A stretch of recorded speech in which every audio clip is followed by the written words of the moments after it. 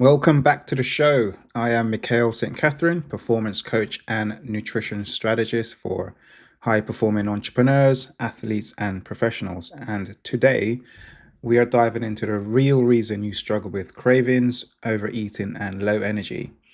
It's not laziness, it's not a lack of willpower, it's that your food has been engineered to override your biology.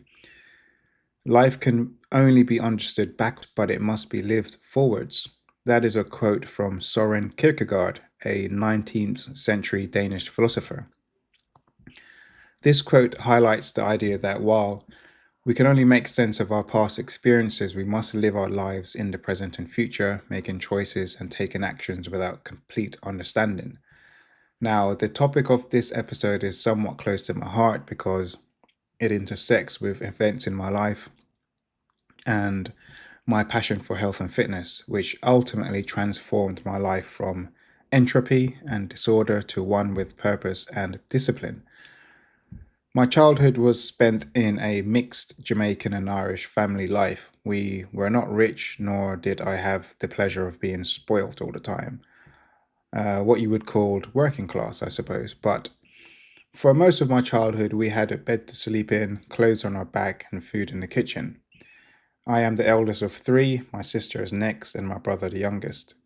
My sister, the middle child, carries the traits of being independent and a go between. Honestly, she's the glue of the family. You know, some people are just that glue archetype, the ones that keep it all together when shit hits the fan. That's my sister. My brother, the youngest, is the baby, was always spoiled and got away with the most, but has the charming personality, an easygoing comedian. Me, well, I'm the perfectionist, conscientious, and the one that was given a lot of freedom in my youth. Food was always a experience when growing up, outside of day-to-day eating. Whenever there was like an occasion to celebrate with food, it was always an exciting display of art. Irish food was kind of boring, but Jamaican food always tasted and smelled like happiness and love. It was made with knowledge passed down from one generation to the next. It truly warms your soul. Marinated chickens, succulent goat, fresh fruit, seafood, and rainbow fruits and vegetables.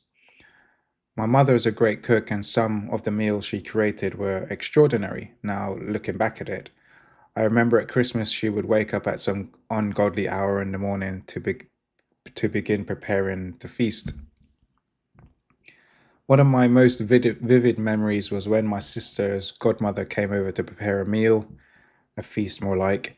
I can't exactly remember the occasion, but family would turn up with pots and pans, bags and boxes full of food to go to war in the kitchen.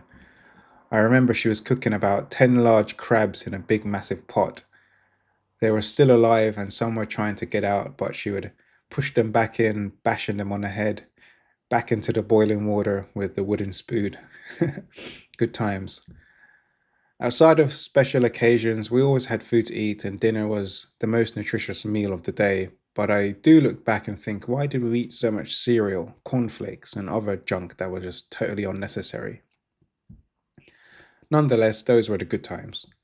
If I remember correctly, from about the year 2000, I entered darker times in my family life. My parents argued, had fallen out, and eventually separated. At the time, I decided to stay with my dad and my brother and my sister with my mum.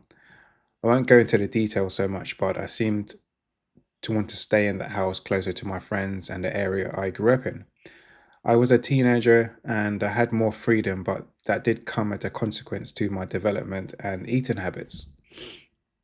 My dad at the time didn't know how to cook anything other than a fry up with black pudding.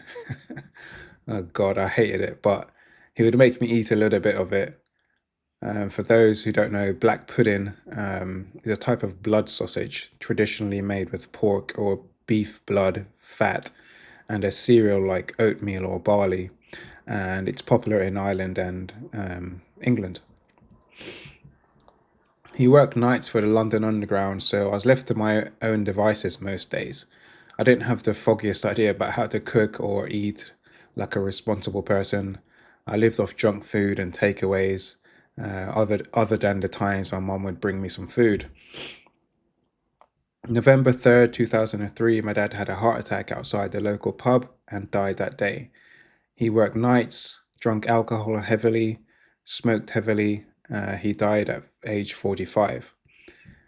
That evening, my family was gathered in the hospital with his lifeless body. I don't remember too much from that period of time. It's a bit of a blur of anger swirled in with alcoholism and weed addiction. In hindsight, I never processed that death properly. I don't know if there's a proper way, but being angry at the world for the next 8 years wasn't optimal. I spent almost a decade in grief and negatively affected by that experience. It was only until later events that I was forced to come face to face with my shadow and begin growing up, something I won't discuss anymore here.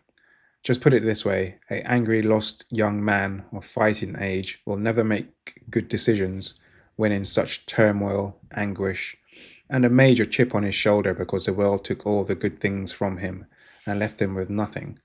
That's how it seems anyways at the time. I came out the other side having found something I could dedicate my energies to, used to discipline myself and achieve self-mastery. That was fitness, health, and the pursuit of self-actualization. Carl Jung expresses that those who refuse to launch out into life must commit a partial suicide. We must kill off the side of ourselves that desires self-realization, and we must kill off the side of ourselves that envisions the possibilities of a greater life. In making this choice, we retreat further and further into a shell of our ever-constricting comfort zone, and a physician and psychotherapist writes, quote, "This shell eventually becomes a tomb." So the physician and psychotherapist Alexander Lowell writes, quote, "This shell eventually becomes a tomb. The situation is truly tragic. To break out of the shell is to risk death, but to stay in the shell, which is a living death, threatens one also with actual death, more inevitable but slower. What separates those who escape from this tragic state from those who remain trapped in it to their dying breath?" Several factors seem particularly important. Firstly, we have to accept that action can be taken in the face of anxiety, and there are countless examples of people who do this on a constant basis. Believing that we must rid ourselves of anxiety before acting only breeds weakness, constant procrastination, and a potential dependence on drugs or alcohol. Now, globally, it's estimated that obesity contributes to over 2.8 million deaths each year. Some studies suggest even higher numbers, with estimates ranging from 4 million to 5 million deaths annually. These deaths are primarily due to obesity-related diseases like cardiovascular disease, type 2 diabetes, and certain types of cancers. Globally, smoking is estimated to cause over 8 million deaths annually, according to the World Health Organization. This includes deaths from direct tobacco use and exposure to secondhand smoke. If everyone stopped smoking, these literally cancerous industries who prey on people for profit would cease to exist. Now, in this episode, I want to present to you overwhelming evidence how the cigarette industry invented the ultra-processed food industry. Dr. Callie Means is a health activist who studied political science and economics at Harvard and Stanford University. He has served the United States Department of Health and Human Services since 2025.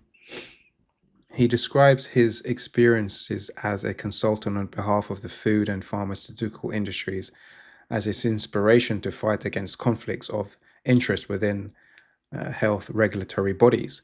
Now, I want to begin by sharing a quote from Callie Means when he appeared on Dr. Phil in 2024.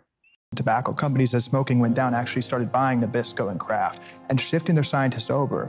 The key thing that the food companies know is that ultra-processed food, which is now up to 70% of our diet, is a science experiment. They're hijacking our evolutionary biology and they're making the food addictive.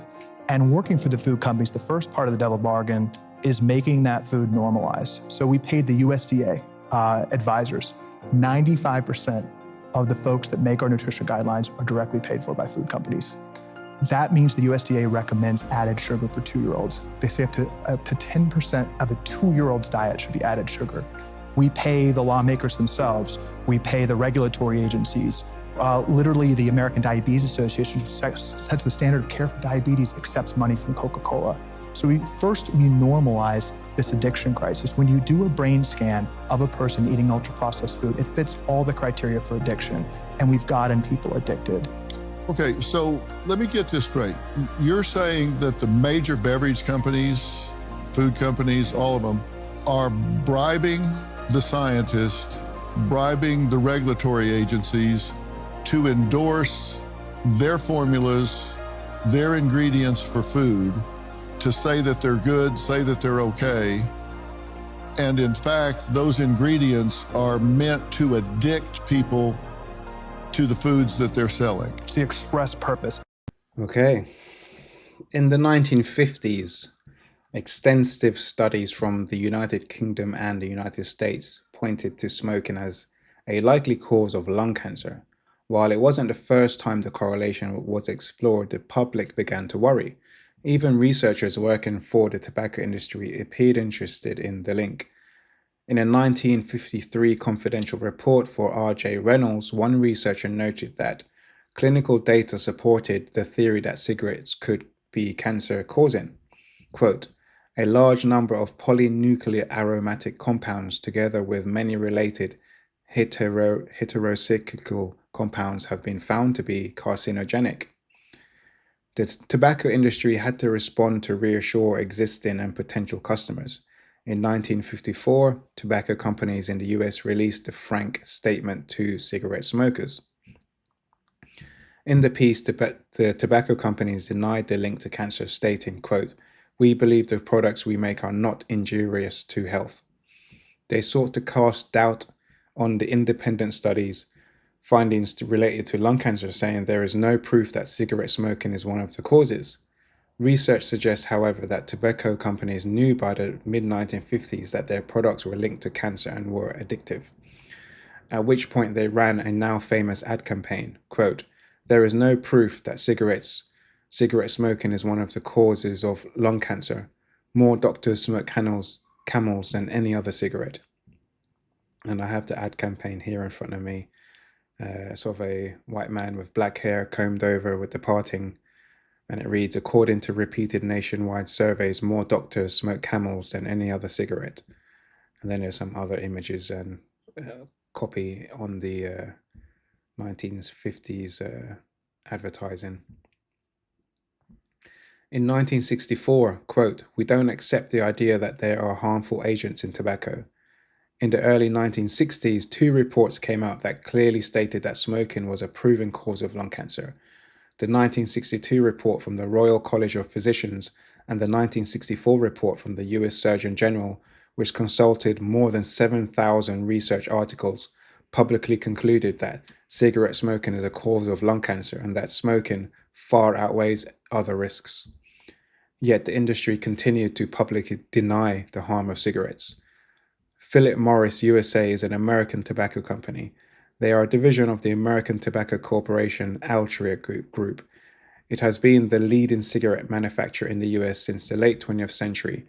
Its major brands include Marlboro, Virginia Slims, Benson & Hedges, Merit, and Parliament.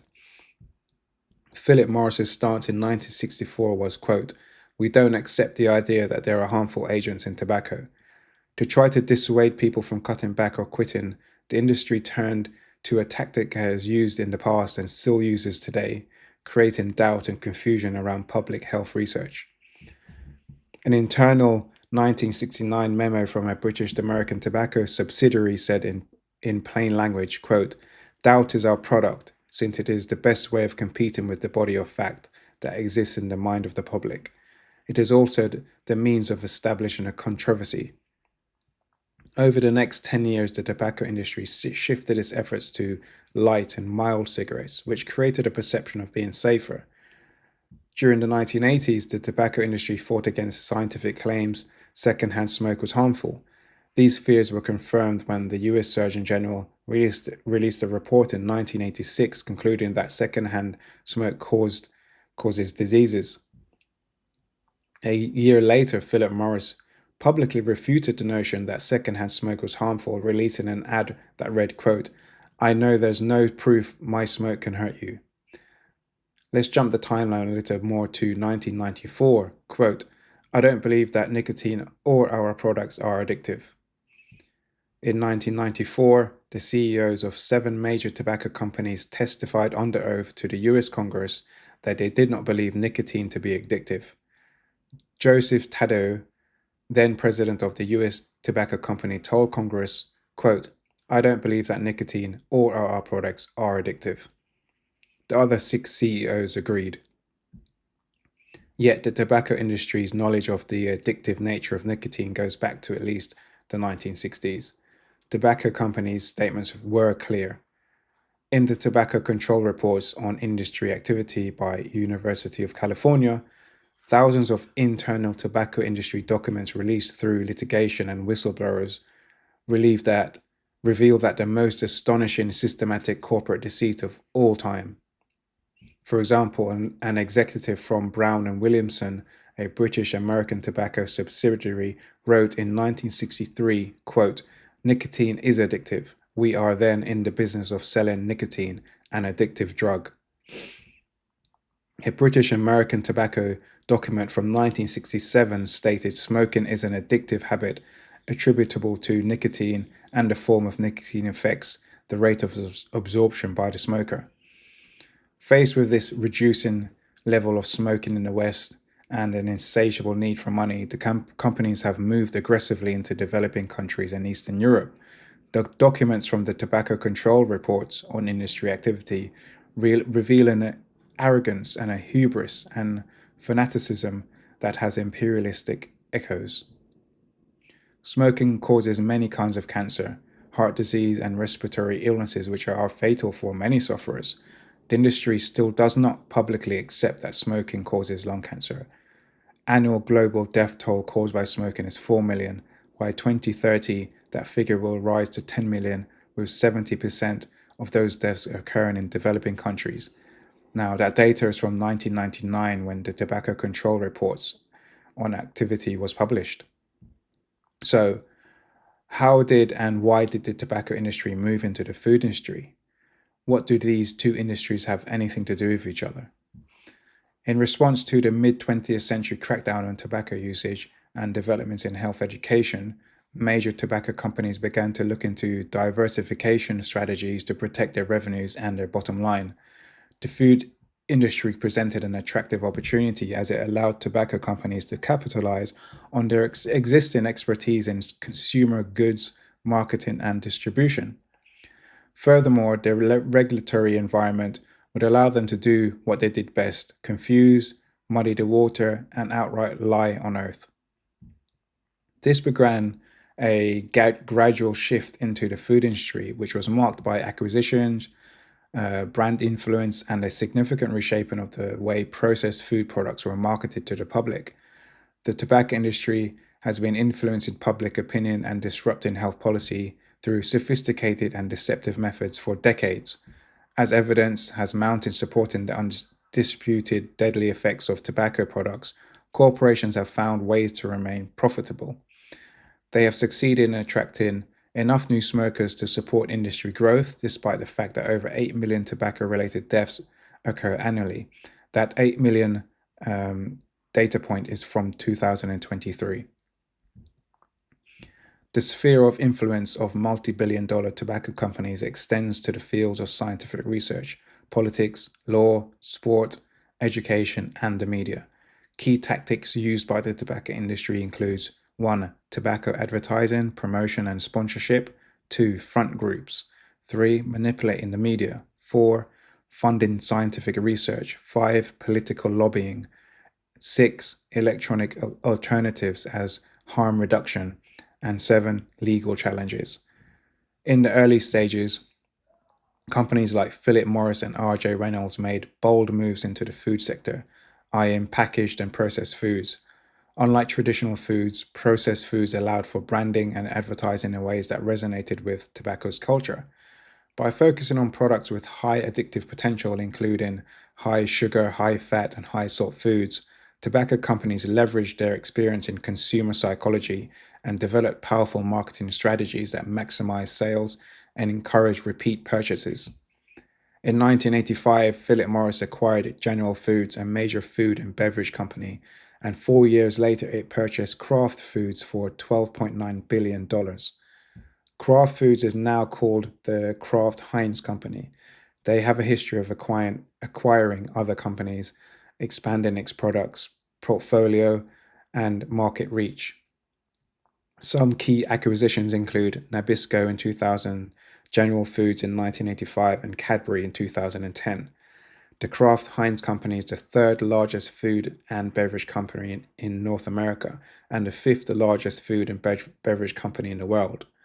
Many of today's legacy food giants carry a tobacco industry lineage which influenced decades of processed food marketing, behavior manipulation, and product formulation, mirroring addictive strategies from big tobacco.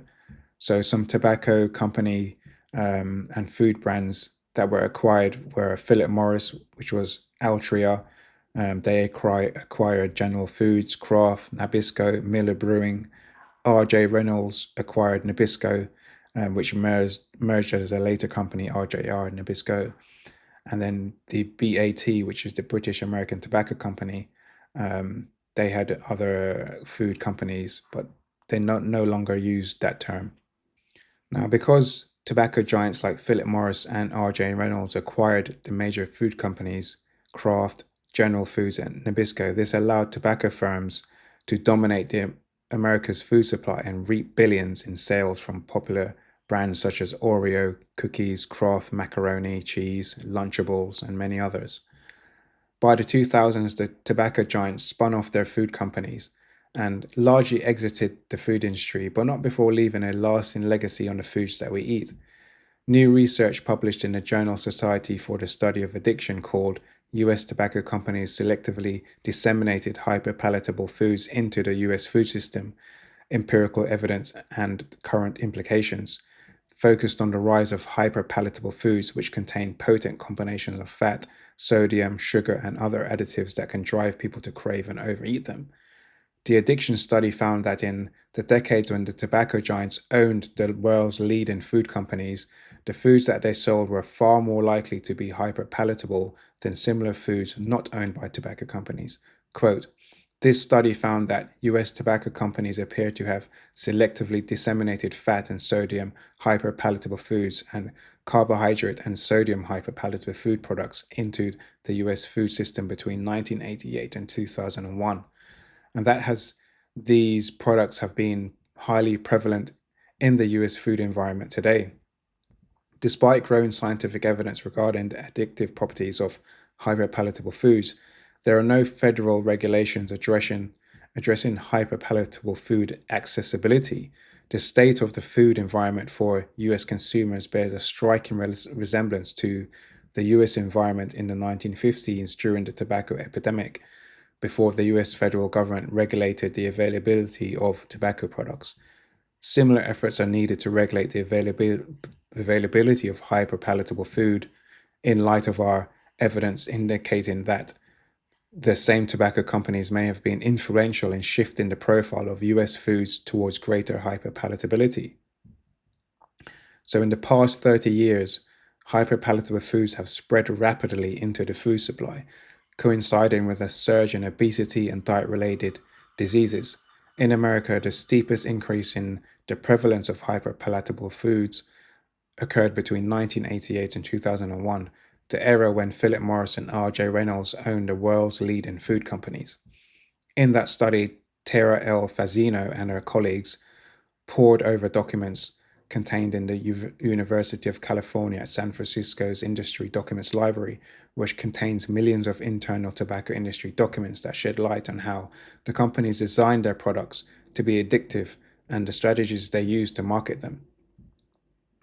Fusino and her colleagues identified 105 foods that were among the best-selling products for brands owned by either Philip Morris or R.J. Reynolds between the years 1988 and 2001.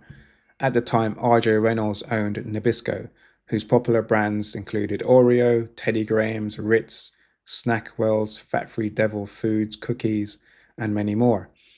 Philip Morris once owned the world's largest food company, Kraft General Foods, which sold popular brands like Kraft Mac and Cheese, Jell-O, Kool-Aid, and Oscar Mayer hot dogs.